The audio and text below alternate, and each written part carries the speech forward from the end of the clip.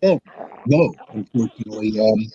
Look, Russia was open in negotiations. Russia tried to negotiate before this war started. Uh, there was the Minsk Accords, which was a product of negotiation between Russia, Ukraine, France, and Germany. Russia thought that they were negotiating in good faith, seeking to implement this accord, which brought about a ceasefire in Donbass, the area of Ukraine where ethnic Russians were in conflict with the Ukrainian government after the 2014 coup d'état or revolution, depending on whose side you are on. Um, Russia was trying to negotiate in good faith to bring about a ceasefire resolution that would leave Donbass in Ukraine. But it turns out that nobody else was negotiating in good faith. We now know that the Ukrainian president, Petro Poroshenko, says it was a sham, that it was just put up there to disguise the true intent of Ukraine and NATO to build an army capable of resolving the Donbass issue by force. His words were backed by Angela Merkel, the German chancellor, Francois Hollande, the French president, both who negotiated the Minsk Accords and both now acknowledge that they were never serious about it. So, how can Russia negotiate with the West after that? How can Russia trust the West? They entered into an agreement and the West viewed it as a sham. But even then, after Russia tried to negotiate in December of 2021, Russia provided two draft treaties that would have brought an end to this conflict. All the West had to do is sit down, listen to what Russia had to say, begin the process of negotiating a new European security framework that addressed Russia's concerns. But the West ignored this. But even when Russia went to war, after they crossed in, it was a special military operation. And we now know the goals of this special military operation weren't to destroy Ukraine or eliminate the Zelensky government. It was to get the Zelensky government to the negotiating table, something the Ukrainian government didn't want to do. There were three negotiations in Gomel in Belarus in early March, and a fourth negotiation scheduled for Istanbul, Turkey on 1 April, where there was a treaty ready to be signed. The Russians had successfully negotiated a treaty that would have brought this conflict to an end. But it was the United States and Great Britain that intervened and killed this treaty because we didn't want this war to end. We wanted this war to continue to bring harm to Russia. So now that Russia is actually in an advantageous position, I don't see Russia, giving this up by negotiating an outcome that the West wasn't willing to accept, early on. I think Russia understands that they can't trust the West anymore. They can't trust the Ukrainians, and that this issue will only be resolved through force of arms. Once Russia wins this war, and I do believe they are going to win this war, then hopefully there will be room to negotiate whatever a post-conflict European security framework looks like. But even then, there's no reason for Russia to ever trust the West again. I mean, they're going to have to, because that's the only way we come up with peace and stability. But the West doesn't deserve to be trusted, not after what they've done. 100%. The 1980s, I was in the Marine Corps at that time, and we were actively training to go to war against the Soviet Union. And I'm not talking about little boy war. I'm talking about big boy war. We trained for nuclear weapons. We trained for chemical weapons. And there was every expectation that there was going to be a conflict. And as you rightly pointed out, the introduction of intermediate nuclear forces into Europe, by the United States, created a very unstable situation that, as Able Archer 83 proved, could have easily exploded into an outright nuclear conflict. And it was only because of the implementation of the Intermediate Nuclear Forces Treaty that I believe we avoided that kind of conflict. I say it tongue in cheek oftentimes, but I'm sort of serious. I mean, I don't want you to buy me a beer. I'll drink it if you do. But I keep telling people, shake my hand and buy me a beer, because if it weren't for me and the other inspectors, you'd be dead today. That I mean, totally. If it weren't for the work we did, and it's work that's ignored. That's one of the reasons I wrote a book called Disarming the Time of Perestroika, to bring this important treaty to the forefront so people understand what we did, what we accomplished back then. And if it weren't for that treaty, I firmly believe we wouldn't be having this conversation, because we'd all be a pile of radioactive dust somewhere. And yet here we are making the same mistakes today. We're doing the exact same thing. We're getting ready to introduce another generation of intermediate nuclear missiles into Europe. We don't have arms control agreements. there's a freeze in talks, just like back in 1982, 1983. We weren't talking. We're not talking today. We have one treaty in place, the New START treaty that expires in 2026, and when that expires, if there's no replacement treaty, then this arms race, this nuclear arms race, will resume. And now there will be mistrust, ignorance, et cetera, because we don't have inspectors like me on the ground, bringing in, verifying compliance, calming people down. And the human condition is such that we are inherently imperfect. I hope everybody understands that. People say, well, we trust the government to do the right thing. Don't. The government is made up of people like us. And I don't know how many mistakes you guys made today. I've made at least 6 that I'm aware of. And I'm sure by the end of the day, I'll have made about 6, 16, 24 more. I don't know. Now, none of those mistakes hopefully will be fatal. But my point is, humans are in charge of government. Mistakes will be made. Miscalculations will occur. And when you have 2 nuclear-armed powers who now are distrustful of each other, engaged in an arms race where one fears the other may attack first, a mistake will be fatal for everybody. We have to get arms control back on the agenda. That, to me, is the number one priority in the world today. Forget Ukraine. I don't mean that to be too callous. It's a horrible tragedy what's taking place there right now, but that's a distraction. I mean, let's just be frank. Ukraine will probably result, the war will probably result in the death of 500,000 Ukrainians. Do I cry for them? Every day, every day. But by focusing on Ukraine, we only exacerbate the tension between the United States and Russia that could lead to the death of billions of people. And on the scope and scale, I'm going to sort of say my job right now is to preserve billions, even if that means we have to sacrifice hundreds of thousands. Look, I sit in a little town outside of Albany, New York. I'm not touring the front lines. I haven't been in active duty for years. I don't have a classified, I don't have a clearance. I don't have access to classified information. All I have is life experience. If you take a look at the military people today who served during the global war on terror and such, their experience is low intensity conflict.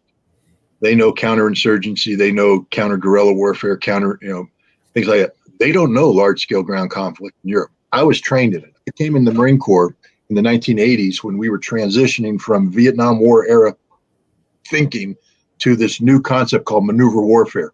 Maneuver warfare was all about combined arms, about integrating artillery, aircraft, air power, and maneuver forces to fight and win large scale ground combat. And we proved the veracity of this concept during Desert Storm. We took on the world's 4th largest army and we crushed them because we were better trained. We knew how to fight this kind of fight. In preparation for Desert Storm, back in October, November, and December of 1990, I was assigned to an organization called the Warfighting Center at headquarters. Well, it worked at Quantico, Virginia. And I was tasked with doing a very special assignment, which was to find the weak spot in the Iraqi lines that the Marines could focus on attacking. And we used something called the Janus computer. Today, they still use it, but it's a better computer because it's had about 30 years to grow and get better software. But it was a pretty cool computer back then. And what I did is I took photographs of the Iraqi defensive positions and I turned them into a computer layout. And then I took the intelligence we had about the Iraqi units, their manpower, their training, their equipment, et cetera, and I overlaid that on the terrain. And then I did the same thing with the Marines.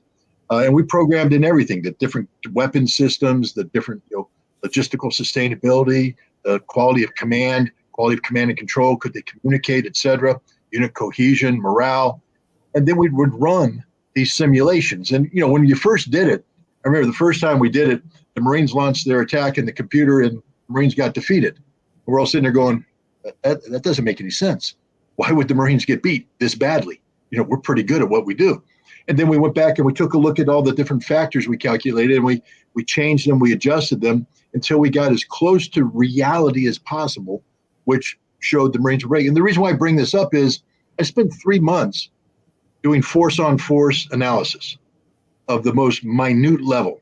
And I got very good at looking at force dispositions on terrain, et cetera, and running the numbers in my head and coming up with an outcome. This training, this conditioning has, and I will say that the calculations that I came up with by the end of December were exactly what happened when we actually went across the border. 100% accuracy. So that was pretty good. I trained my brain to work that way. So when I look at the war in Ukraine, I'm able to do a similar exercise. I'm able to look at the terrain, look at the defenses, look at the Ukrainian forces, look at the Russian forces, and then I basically apply different, qualifiers to each unit, et cetera, and I run it through my brain and I come up with a result. And that's what I do. And I think it's pretty accurate. It's not 100%. It can't be, but it's pretty accurate. And I think that my approach gives me a qualitative advantage over people who aren't going into that kind of in-depth analysis. So, but people have to take it for what it is. I'm not somebody who I don't get to pick up the phone and call the Kremlin and say, and every time I try to call the Pentagon, they don't answer. So I don't have any special insight. I just have the experience of being a good analyst, and I'm applying that skill set today. And I'm trying to at least put something out there for people to consider. I would advise anybody who listens to me, don't treat me like the Bible. Just treat me as an additional source of information, and then assess what I say with other people and come up with your own conclusions. Well,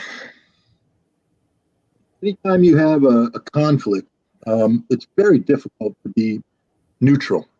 And I'll tell you why. It's because we each have our own internal moral compass. And so we are judgmental. And so it's very difficult to have a conflict where we sit there and go, both sides are right. Both sides have an equal case. This is a tough one to call. On this conflict between Russia and Ukraine, this is, to me, as black and white as it gets. History is on the side of Russia, and history is against Ukraine. I'm not going to sit here and sing the praises of Vladimir Putin, but I'm not going to denigrate him either. He's a Russian leader. He's a product of Russia, and how he governs Russia is the business of the Russian people, not our business at all. Keep our noses out of it. I would say, as a student of Russia, that the Russia that he inherited in 1999, when compared and contrasted with the Russia that exists today, he has done a heck of a job in bringing Russia out of the horrible situation they were facing after a decade of economic and political abuse at the hands of the collective West. So part of me says, hey, he's doing something right. And I also take a look at, people say, well, he's a dictator, he's an authoritarian leader, and there is no democracy. I don't know. It seems to me that he's elected every time through a democratic process. And he wins by, 53% of the vote, 61% of the vote. That's not how dictators win elections. Dictators win elections by 99% of the vote. And I also note that the reason why there isn't maybe a viable opposition isn't because he suppressed it.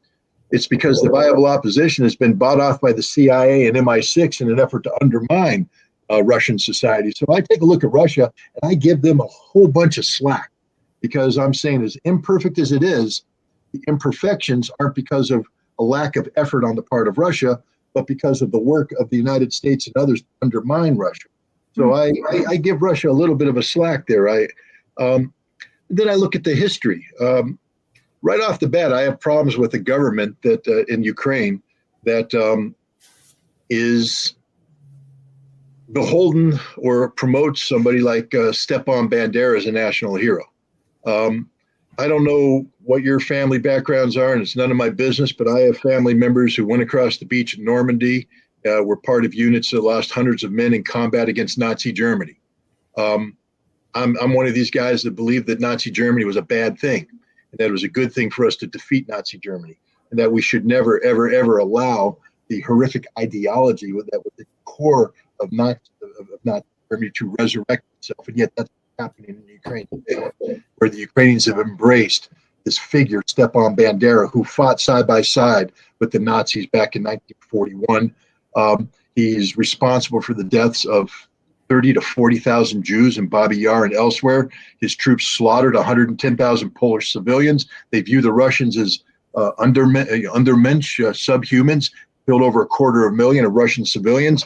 And and yet he's now the national hero of Ukraine. I have a problem with this. I have a real problem with this. So when I look at this thing, I say Russia's on the right side of history, Ukraine's on the wrong side of history, and I have to ask myself why we're supporting the Ukrainians, especially as an American who has had relatives fight, and unfortunately, the relatives that I had that died in World War II died in the Pacific. So I can't say that Nazi Germany killed them, but I have relatives that fought against the Nazis, and hundreds of their colleagues are buried in a cemetery in Luxembourg City.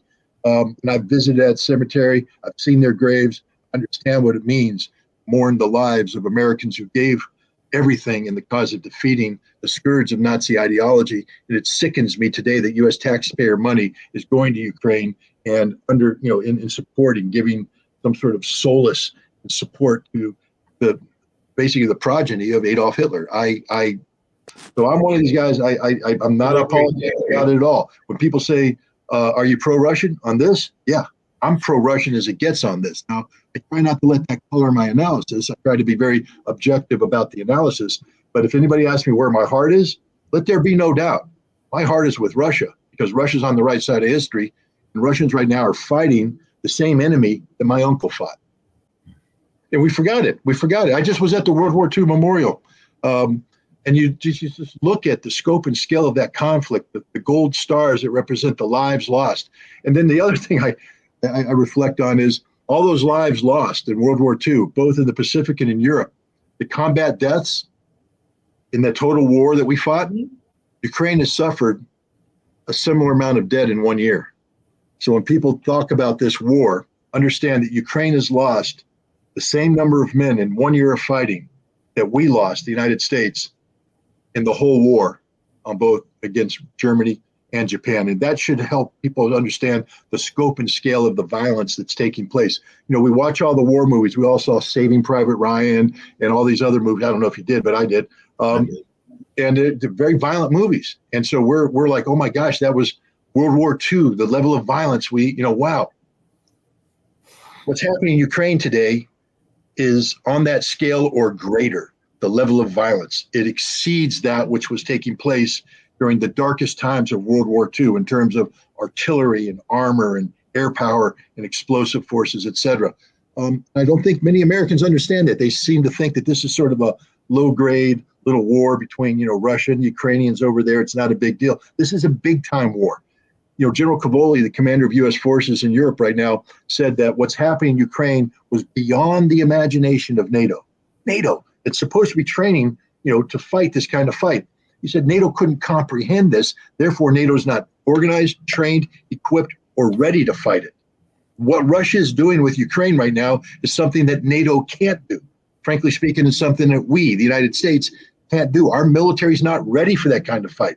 We spent 20 years chasing insurgents in Afghanistan and Iraq. We aren't ready for what's going on in Ukraine right now, and people need to wake up to that fact. That is a horrible war that's being fought on a level of violence that's beyond imagination. With, we in Vietnam, it broke America's spirit to lose 220 guys a week. When we lost 220 guys a week, it broke our spirit. We couldn't handle that level of casualties. The Russians are losing easily 500 guys a week. The Russians. The Ukrainians are losing thousands.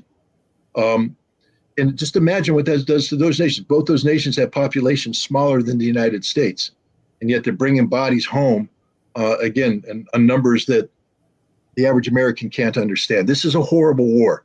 And for anybody that says we have to continue to provide weaponry to the Ukrainians, all you're doing is guaranteeing that more Ukrainians will die. You're not going to win this war. Russia's not going to lose this war. All Russia's going to end up doing is killing more Ukrainians because we've decided to extend this war. And it's just like I said, it breaks my heart. I'm not for Ukraine at all. I'm not for the Banderas. I'm not for the Zelensky government, but my heart goes out to the Ukrainian people. They don't deserve this, and yet it's happening to them right now. Look, in the part of Western Ukraine, it used to be Poland, and the Banderists went in there in Volyn, and from 1943 to 1944, massacred 110,000 Polish women and children and old men. massacred them, just straight in, went into the villages, killed everybody in there. Why? Because they were Polish. That was their only sin. Ukrainians view the Poles as subhuman. They don't view them as equals. They view them as lesser beings, and so they slaughtered them like they would slaughter animals. And no Pole has forgotten this, or no Pole should forget this.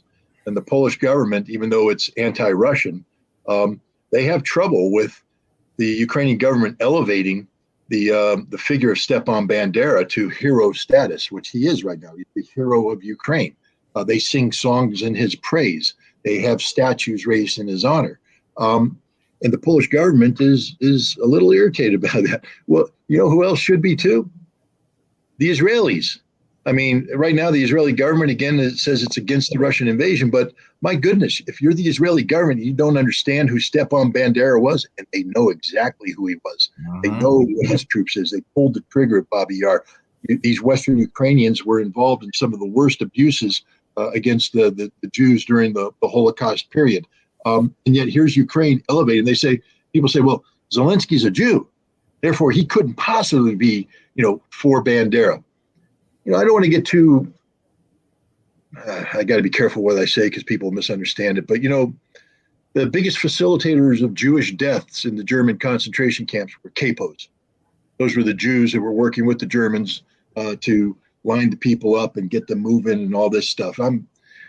Zelensky doesn't do. He's been condemned by the chief rabbi in Ukraine. He's been condemned by many Jews as a man who is supporting the ideology that killed Jews, and this is just a straight up fact. If you think that once this is all said and done, that the Banderists are going to view Zelensky as a hero, think again. Right now, he is a useful tool to achieve their ultimate objectives of Ukrainian nationalism. But when this said is done, they'll go back to their original, the tiger doesn't change its stripes. The Banderists hate Jews. The Banderists kill Jews. And Zelensky will be killed, and every Jew will be driven out of Ukraine. And if you don't understand that, then you don't understand Ukrainian history. I'm on the kill list. It is what it is. I mean, I'm not. Bring it on, guys. If you want to kill me for telling the truth, here I am. I'm not going to run away from that. I own it. I'm telling the truth. What bothers me isn't that the Ukrainian government, which I condemn as one of the most vile governments in modern history, wants to kill me. I take that as a badge of honor. When the bad guys want to kill me, I'm doing something right. My problem is that they're funded by my taxpayer dollars. My problem is that U.S. Congress continually votes money, goes to fund the organizations that build this kill list and put Americans on this kill list, put other NATO allies on this kill list, put children on this kill list. Do you understand that there's several hundred children, minor children, who are on this list, whose faces and addresses are listed by these people as being worthy of being assassinated and murdered? These are the scum of the earth, and they're funded by the U.S. taxpayer through Congress, who promulgates laws that provide money and support to the Ukrainians. We're not, Joe Biden came out the other day and said, I'm proud to say that we're paying the pensions of all Ukrainian pensioners. And I'm like, well, I have nothing against an elderly person who needs their pension. It's not our job to pay for it, but that's not what you're doing, Joe. If you think the money you're giving to the most corrupt government in Europe today is going to the pensioners, I have a bridge in Brooklyn I'd like to sell you, because you're wrong. This money is going to the pockets of corrupt officials, and it's being used to fund, these malign activities, such as the Mir Towards Hit list, this list that I'm on and others on, where they have actually killed journalists for the crime of speaking truth to the Ukrainian disease. There's another list, this Center for Countering Disinformation has a list. They just reposted it. I'm number one. Again, a badge of honor, guys. If you think you're shaming me, you're not. I think this is awesome that the Ukrainian government views me as the number one threat to their narrative. And that means I'm doing something right. So please, I want to be number one over and over and over again on this list. But they call me an information terrorist. They call me a war criminal. And here's the problem. There are people out there, I live in the United States. There are people out there where political violence is second nature. We live in a society where people can do really stupid things with guns. And they've attacked people simply because they disagree with them. And in the United States, we have a significant population of Western Ukrainian banderists. Just 60 miles south of me, in the town of Ellenville, New York, there's a park called Heroes Park, and it's run by the Banderist organization. And they have a park where they have his statue and the statue of four other Nazis up there. Every summer they come in and they have torchlight parades. Yes, I said that right. Torchlight parades where the children wear the brown uniforms of the Banderas, which is a Nazi uniform, and they parade around and they promote his ideology, his hate-filled ideology. And these people live in this country. They have infiltrated into the higher ranks of government. Victoria Nuland is somebody associated with this Banderist ideology. We know in Canada, Chrystia Freeland, the deputy prime minister, is a Banderist. And so, when you come out there and you say Scott Ritter's an information terrorist, he's a war criminal who deserves the death penalty, and my U.S. government is funding this, it doesn't take a crazy person long to go, if the U.S. government's funding it, that means they want him dead. So why don't I do it? That's the world we live in. So I can sit here and make fun of it all at once. And again, I'm a Marine. You guys want to bring it on, bring it on. But my family's here. I have wife, I have kids, I have neighbors. They don't deserve any of this. I mean, I'm not saying I deserve it, but I'm not running away from it. You want to attack me for telling the truth? Attack me. But my wife has to live with this every day, whether or not when we go out in the morning, I have to do a walk around the car to make sure that nobody's planted explosives. I start the car before she gets in case it goes boom, so they only get me, not her. Is that really the life we should be living in the United States in this day and age? Well, it is the life we live. Absolutely. I agree. One thing that scares me is you talk about the Banderas that live near you. The lunatic who went into the Tops Market in Buffalo and shot up the place was wearing a Azov Brigade Slavic swastika. So did the guy who shot up the two mosques down in Christchurch. This is going to boomerang on us.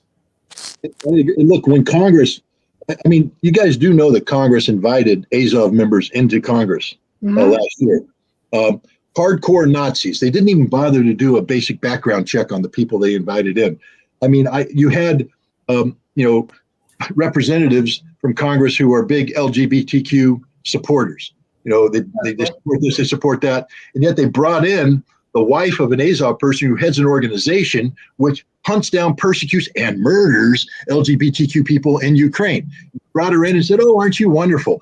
We brought in Azov fighters who murdered Jews, murdered Russians, murdered people. These are murderers, rapists, thugs. They brought them in, treated them as heroes. And then the sickest part is they allowed them to hold an auction in the People's House, in the Congress, of the memorabilia, the very symbols you just described. They're auctioning off the patches, raising money for their cause. And the U.S. Congress is saying, hey, Nancy Pelosi, says Slava Ukraina, as if she's saying, so she doesn't understand that is the cry of the Banderas. That is their war cry that they would shout out as they burned women and children to death. But she's saying it now as if it's somewhat a badge of honor. They hold up a flag, a Ukrainian flag, that's signed by Nazi fighters on the front line, and she's holding up in Congress, disgracing every American service member and the families of these service members who fought against Nazi ideology in World War II. This disgusts me. But what you're saying, Kadian, is 100% correct. By mainstreaming this, by giving it the official stamp of approval, there's going to be more guys who are going to wear that T-shirt, put that tattoo on their arm, and go off and murder people because why not? That's what we're supposed to do, right? We believe, America's saying that's the ideology we believe in. America is saying that we believe in neo-Nazi ideology. We're mainstreaming it. We give it succor, we give it financing, and then we're shocked when people act on it, go into a supermarket or go into a religious facility and slaughter people and somehow believe that they're justified in their actions. They're not. But what is our government thinking when they do this thing?